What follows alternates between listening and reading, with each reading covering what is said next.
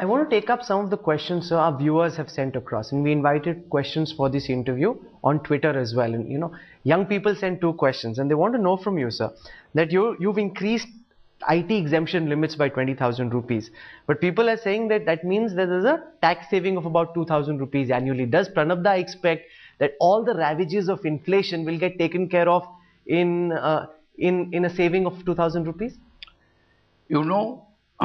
We have introduced direct tax code.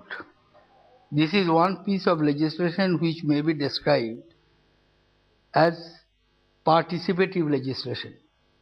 When we put it in the website of the Finance Ministry, large number of comments came. All over the India, my colleagues, sometimes myself went, had interaction with various stakeholders. Taking their suggestions, we have introduced the direct tax code to the Parliament, which is under consideration of the Parliamentary Standing Committee. What is the basic approach in the direct tax code? Do away with the concessions,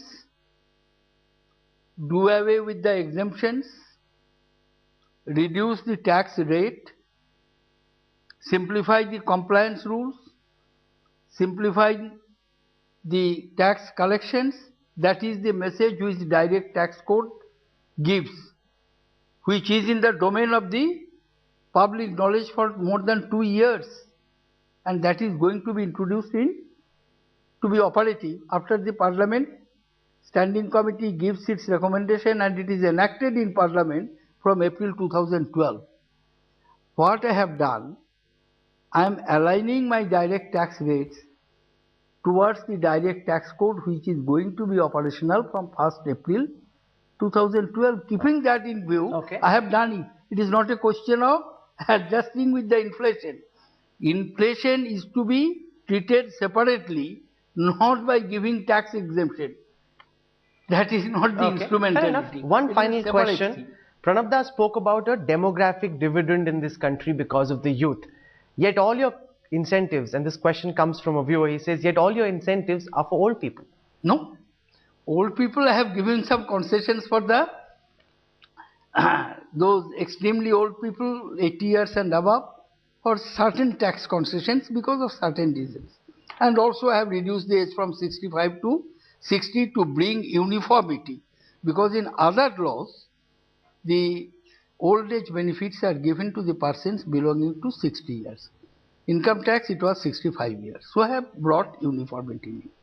But what I mean by the demographic dividend, what the Indian youths require, they require education, they require health facilities, and that we are providing through the legal entitlement. We are providing empowerment. What is the new paradigm of the developmental strategy? Empowerment through entitlement backed by legal enactment. Right to education we are giving to them. Right to job we have given to the jobless people in the rural areas.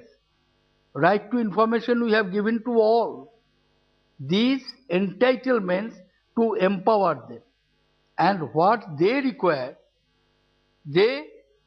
young India requires robust, healthy young men and women, and also educated, skilled young men and women.